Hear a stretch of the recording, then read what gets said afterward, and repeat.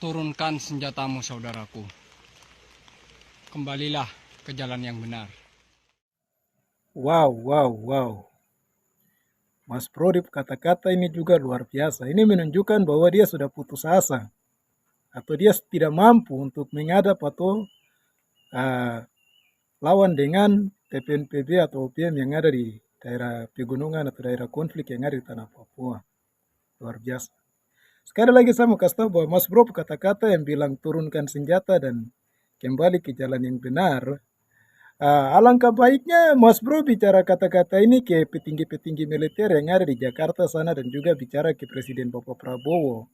Sehingga negara Indonesia bisa mencari solusi bagaimana untuk berunding atau berdialog dengan tokoh-tokoh OPM atau TNPB dan juga ULMWP dan pejuang-pejuang Papua yang lain atau tokoh adat, tokoh agama, tokoh perempuan, tokoh pemuda yang ada di tanah Papua untuk bagaimana akhiri konflik yang sudah kurang lebih 64 tahun ini yang sudah ada di atas tanah Papua. Mas Bro harus ingat bahwa yang harus turunkan senjata itu Mas Bro dan negara Indonesia yang haruskan turunkan senjata dan Indonesia yang harus kembali ke jalan yang benar.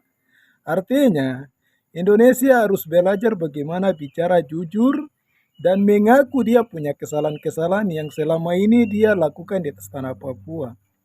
Kalau kita bicara jalan yang benar, berarti pejuang TNPB dia sudah berjuang apa yang benar untuk membela dan melindungi dia punya hak-hak atau dia punya sumber daya alam dan dia punya tanah dan dia menuntut segera Indonesia kembalikan dia punya hak kemerdekaan yang dirampas oleh Indonesia pada tahun 1961 itu.